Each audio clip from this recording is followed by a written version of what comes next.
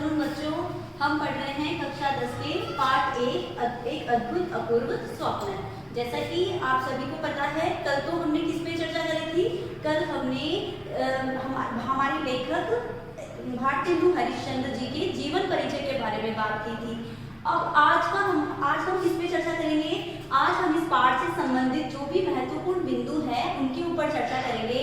तो सर्वप्रथम हम चलते हैं हमारे पाठ की ओर। हमारे इस चैप्टर का नाम है एक अद्भुत अपूर्व स्वप्न।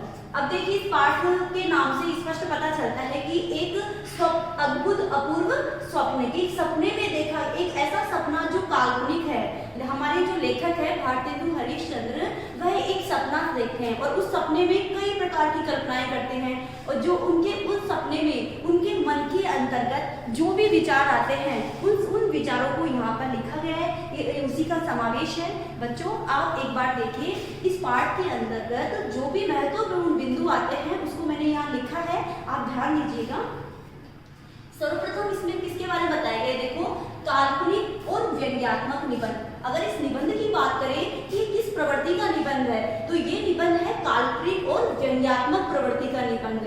काल्पनिक कैसे? कि लेखक एक सपना देखता है और उस सपने के अंतर्गत कई प्रकार की कल्पनाओं का समावेश कर लेता है। लेखक सोच लेता है मंदिर बनवा दूं, फिर लेखक सोचता है कि किताब लिख दूं, फिर लेखक सोचता है कि स्कूल बना दूं। तो कई प्रकार की कल्पनाएं करता है, कई प्रकार के शिक्षकों के नाम सोचता है।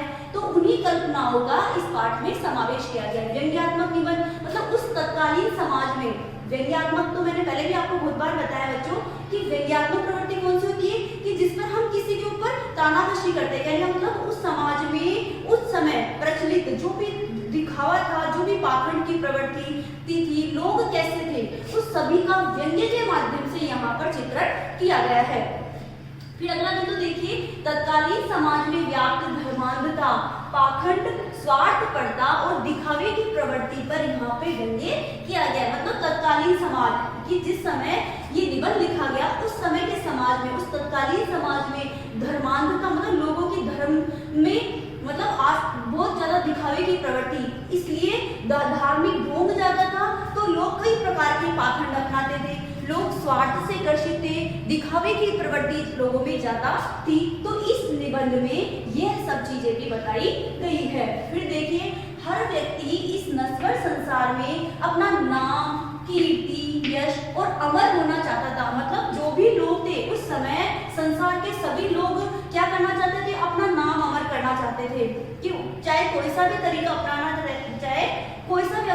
अपनाया जाए, बस हमारा नाम अमर होना चाहिए। इसके लिए वह चाहे कुछ भी करे, बस इसी कार्य में वह लिप्त थे। केवल साम दाम दंड भेद कोई सी भी नीति अपनाई जाए, लेकिन अपना नाम इस संसार में सदैव के लिए अमर होना चाहिए। इसीलिए वह अनेक प्रकार की योजनाएं बना रहे थे, अनेक प्रकार की कल्पनाएं उनके दिमाग में चल रही थी। तो ये उसका चित्रण किया गया है। फिर देखिए, शिक्षा का स्तर गिर गया था। मतलब शिक्षा का स्तर क्यों गिरा? भाई शिक्षा का स्तर गिर गया था तो ऐसा क्यों हुआ? देखिए, क्योंकि हमारे जो भारतीय युवा है वह पाश्चात्य सभ्यता के रंग में रंग गए थे। मतलब भारतीय जनता जो अपने संस्कारों से गिर गई थी। मतलब भारत में क्या है, शिक्षा का स्तर पूरी तरीके से गिर गया था, क्योंकि उस समय अंग्रेजी शासन का बोलबाला ज्यादा था। भारतीय युवा लोग उन्हीं की चापलूसी करने में लगे होते, या यूं कहे कि पाश्चात्य सभ्यता के रंग में पूरी तरीके से रंग गए थे, इसलिए वह अपनी ही शिक्षा से वंचित हो गए थे। फिर देखिए, मंदिरों और देवालों की तो घोर उपेक्षा होने लगी थी। जाहिर सी बात है, जब अंग्रेजी शासन का बोलबाला हमारे देश में बढ़ेगा, पाश्चात्य सभ्यता का रंग अगर भारतीय युवाओं पर चढ़ जाएगा तो उसका परिणाम तो होगा ही। तो उसका परिणाम क्या हुआ बच्चों? देखिए कि मंदिरों और देवालों की घोर उपेक्षा होने लगी थी। मतलब भारतीय जनसत्ता अपने संस्कारों से गिर गई, जिससे मंदिर, देवी स्थान, जो भी देवालय, भगवान से संबंधित जो भी थे स्थल, वहां लोग नहीं जाते थे। वहां उनका स्तर तो बिल्कुल घट गया था, उनकी घोर उपेक्षा होने लग गई थी, क्योंकि अंग्रेजी शासन का ज्यादा प्रभाव भारतीयों पे होने लगा था। फिर क्या हुआ? और जो अब ये देखते हैं कि अंग्रेजी शासन की शिक्षा नीति कैसी थी उस समय। मतलब तत्कालीन शासन में अंग्रेजी शासन की जो ये शिक्षा नीति थी वह कैसी थी? नए नए प्रयोग करने में पूरी तरीके से अपूर्ण थी। मतलब नए नए प्रयोग नहीं कर सकती थी, इस प्रकार की वह अंग्रेजी शिक्षा नीति थी। लेकिन फिर भी हमारे भारतीय लोग तो उस संस्कृति के रंग में ही रंगे हुए थे। इसके अलावा क्या है, पंडितों में ज्ञान की कमी थी। उस समय जो भी भी शिक्षक या पंडितों के नाम जो गिनाए गए हैं वो कैसे थे, उन समय उन लोगों में ज्ञान की कमी थी। शिक्षा का स्तर तभी तो गिरा क्योंकि उन लोगों को जो, परंतु वह अपने आप को महाज्ञानी दिखाने की चेष्टा करते थे, मतलब अपने आप को वैसा दिखाना चाहते थे कि हमें बहुत ज्ञान है, जो जबकि उनमें ज्ञान की कमी थी। और इसलिए पंडित अपने आप को महाज्ञानी दिखाने का प्रयास करते थे। अब देखिए भारतेंदु जी के मन के विचार। ये तो मैंने सब बता ही दिया कि उस समय धार्मिक ढोंग ज्यादा था, दिखावे की प्रवृत्ति ज्यादा थी, लोग अपना नाम अमर करना चाहते थे, प्रसिद्धि प्राप्त करना चाहते थे, वाहवाही लूटना चाहते थे, और शिक्षा का भारतीय जनता अपने संस्कारों से गिर गई थी, दिखावे की प्रवृत्ति ज्यादा थी, मंदिरों और देवालयों की घोर उपेक्षा होने लगी थी। कुछ ऐसा था हमारा समाज जिस समय हमारे भारतेंदु हरिश्चंद्र जी ने ये लेख लिखा, ये निबंध लिखा, तो ये सब चीजों का इस पाठ में वर्णन किया गया है। अब देखिए हमारे भारतेंदु हरिश्चंद्र जी जो हमारे लेखक है, उनके मन में उस समय क्या विचार है। जैसा मैंने ऊपर पहले बताया था आपको कि इस पाठ का नाम है अद्भुत अपूर्व स्वप्न, कि लेखक भारतेंदु हरिश्चंद्र रात में एक स्वप्न, एक बहुत बड़ा सपना देखते हैं, और उस सपने में वह उनके दिमाग में, उनके मन में अनेक विचार उठते हैं। तो सबसे पहले विचार क्या आता है, देखिए भारतेंदु जी के मन का पहला विचार है कि कोई मंदिर बनवाया जाए। सर्वप्रथम हरिश्चंद्र जी सोचते हैं कि क्यों न अपना नाम अमर करने के लिए, प्रसिद्धि प्राप्त करने के लिए मंदिर बनवाया जाए। तो वह मंदिर बनवाना चाहते थे। फिर अगले पल सोचते हैं कि यदि मैं मंदिर बनवा दूंगा तो उस समय तो क्या है, मंदिर और देवालयों की तो वैसे घोर उपेक्षा हो रही थी, तो मंदिर बनवाने का परिणाम क्या होगा, इनकी घोर उपेक्षा होगी। कोई मेरे मंदिरों की ओर, मतलब बनवाए हुए मंदिर की ओर कोई आकर के भी नहीं देखेगा, कोई पूजा उपासना नहीं होगी। तो अब फिर वह यह विचार, जो प्रश्न भी आता है कि सबसे पहले भारतेंदु जी के मन में सपने में कौन सा विचार आता है, तो वह मंदिर बनवाने का विचार आता है कि मैं तो मंदिर बनवा के छोड़ देता हूँ, जिससे मेरा नाम सदैव के लिए अमर हो जाएगा, लोग मुझे बहुत दिनों तक जानेंगे, बहुत सालों तक मेरा नाम लिया जाएगा। इसलिए वह फिर सोचते हैं कि अंग्रेजी शासन की शिक्षा नीति चल रही है, भारतीय लोग उन्हीं के रंग में रंगे हुए हैं, तो उन्होंने सोचा कि जब हमारी शिक्षा नीति ही नहीं चल रही तो मंदिर बनवाने से क्या फायदा, क्योंकि मंदिरों की ओर कोई मुड़ करके भी नहीं देखेगा। तो क्या होता है कि पहला विचार भी त्याग देते हैं। फिर अगले दूसरा पल उनका कौन सा विचार आता है कि मैं पुस्तक लिख देता हूँ, कि कोई किताब की रचना कर देता हूँ। तो इसका परिणाम क्या होगा कि पुस्तक लिखने से कई प्रकार के लोग, बहुत सारे लोग मेरी पुस्तक को पढ़ेंगे, तो मेरा नाम सदैव के लिए अमर हो जाएगा। मतलब मैंने पहले बताया था कि हर कोई अपना नाम अमर करना चाहता था, तो उसी भावना के वशीभूत होकर लेखक के मन में ये विचार आते हैं कि मैं तो पुस्तक लिख देता हूँ, पुस्तक लिखने से मेरा नाम सदैव जाना जाएगा। फिर अगले पर वह सोचते हैं, क्या सोचते हैं कि पुस्तक लिख तो देता हूँ मैं, लेकिन पुस्तक लिखने के जब परिणाम के बारे में सोचते हैं तो कहते हैं कि जो आलोचक, समालोचक है, मतलब किताब को जब अन्य लोग, बहुत सारे लोग पढ़ेंगे, बहुत सारे आलोचक, समालोचक इसके ऊपर विवेचना करेंगे, अपनी टीका टिप्पणी करेंगे, इसमें बहुत सारी कमियां निकालेंगे और इसे आधी से अधिक कमर छाटकर कम कर देंगे, तो मेरा जो मेहनत है, मेरा जो प्रयास है, वह व्यर्थ ही चला जाएगा।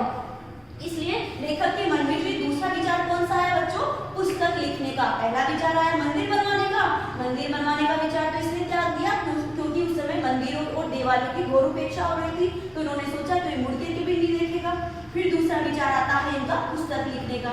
फिर वह ये सोचते हैं कि पुस्तक लिखूंगा तो उसमें जो आलोचना करने वाले हैं, जो समालोचना करने वाले हैं, वह इसमें बहुत सारी कमियां निकालेंगे, इसे काट छाट कर आधी से अधिक कम कर देंगे, खुद अपने विचार लिख देंगे उसमें, तो मेरी जो मेहनत है, मेरा जो ये प्रयास है, यह व्यर्थ चला जाएगा और इससे मेरा नाम भी खराब होगा, सब लोग मेरे ऊपर हंसेंगे। तो ये विचार भी ये क्या करते हैं, त्याग देते हैं। इसको भी त्याग दिया, इसको भी त्याग दिया। फिर तीसरा विचार आता है कि मैं तो पाठशाला बनवा देता हूँ। पाठशाला तो जानते हो, स्कूल बनवा देता हूँ। तो तीसरा विचार लेखक के मन में कौन सा आता है बच्चों, पाठशाला बनवाने का, मतलब स्कूल बनवाने का। अब ये लेखक के दिमाग में ये विचार परफेक्ट, मतलब बिल्कुल दिमाग में बैठ जाता है क्या, कि मैं तो इस विद्यालय का निर्माण बिल्कुल सही रहेगा, इससे बहुत आमदनी भी होगी, ज्यादा खर्चा भी नहीं लगेगा और कुछ मित्रों की सहयोग से ये काम पूरा हो जाएगा। तो लेखक के विचार में सब ये वाला जो विचार था, ये पूरी तरीके से दिमाग में आ गया और ये सही हो गया कि चलो मैं तो पाठशाला बनवा देता हूँ। इससे पाठशाला बनवाने से मेरा नाम, मेरी कीर्ति चारों ओर फैलेगी, मेरा नाम जाना जाएगा। और इस प्रकार उन्होंने विद्यालय बनवा दिया। अब विद्यालय बनवाने के बाद अब ऐसे विद्यालय के लिए शिक्षकों की भी जरूरत होती है, तो हमारे लेखक साहब ने क्या किया, ऐसे शिक्षक बुलाए। अब सवाल होता है कि शिक्षक कहाँ से बुलाए गए। ध्यान दीजिएगा कि ये जो शिक्षक बुलाए गए, जो आचार्य बुलाए गए, ये हिमालय की कंदराओं से ढूंढ कर निकाले गए। प्रश्न उठता है कि जो लेखक ने पाठशाला बनवाने के बाद जो शिक्षक बुलाए वह कहाँ से बुलाए गए। तो जो भी शिक्षक बुलाए गए वे हिमालय की कंदराओं से खोज कर निकाले गए। अब वो पता है वो शिक्षक कैसे थे, शिक्षक ऐसे लिए गए जिनमें ज्ञान की कमी थी। मैंने थोड़ी देर बताया था कि पंडित ऐसे थे जिनमें ज्ञान की कमी थी, लेकिन वह अपने आप को महाज्ञानी दिखाने की चेष्टा करते थे। तो उन्होंने ऐसे शिक्षक बुलाए हिमालय की कंदराओं से, हिमालय की कंदरा मतलब गुफाओं से, लेकिन जिनमें ज्ञान की कमी थी, मतलब शिक्षा इतनी अच्छी नहीं दे पाते थे। और उन शिक्षकों के नाम भी ऐसे गिनाए गए, जैसे पंडित प्राणांत प्रसाद। नाम कैसा कि जिनका मतलब प्राणों का अंत कर देने वाला, मतलब कहते थे कि पंडित प्राणांत प्रसाद तो ऐसी शिक्षा देते थे या ऐसी दवाई देते थे जिसकी दवाई का सेवन करते ही व्यक्ति चिता पर चढ़ जाता था। तो लुप्त लोचन ज्योतिषाभरण, तो इस प्रकार के अनगिनत पंडितों के नाम गिनाए गए हैं जिनमें शिक्षा की कमी थी। बच्चों आपको समझ में आया होगा, ये आपको अपनी कॉपी में लिखना है। मैंने कल भी बताया था, आज फिर से ये बताऊंगी। इस पूरे पाठ में जब हम इनके प्रश्न उत्तर की बात करते हैं तो ये सारी बातें अपने को लिखनी होती है। सबसे पहली बात आती है कि निबंध किस प्रवृत्ति का है, तो ये काल्पनिक और व्यंग्यात्मक और विनोद प्रिय प्रवृत्ति का निबंध है। सबसे क्योंकि इसमें कल्पनाओं का समावेश किया गया है, तत्कालीन समाज में प्रचलित व्यंग्यात्मक प्रवृत्तियों के बारे में लिखा गया है। इसके अलावा उस समय समाज के लोग कैसे थे, दिखावे की प्रवृत्ति थी, सभी लोग केवल अपने अपने स्वार्थों को पूरा करने में लगे हुए थे, उसका वर्णन किया गया है। इसके अलावा पाश्चात्य संस्कृति का ज्यादा बोलबाला था, भारतीय लोग उन्हीं की संस्कृति में रंगे हुए थे।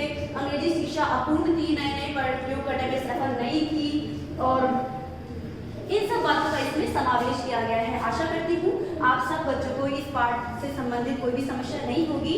आप इसको ध्यान से पढ़िएगा और इसके प्रश्न उत्तर याद करने की कोशिश कीजिएगा। इससे अगला पाठ हम फिर आगे वाले वीडियो में पढ़ेंगे। तब तक के लिए धन्यवाद।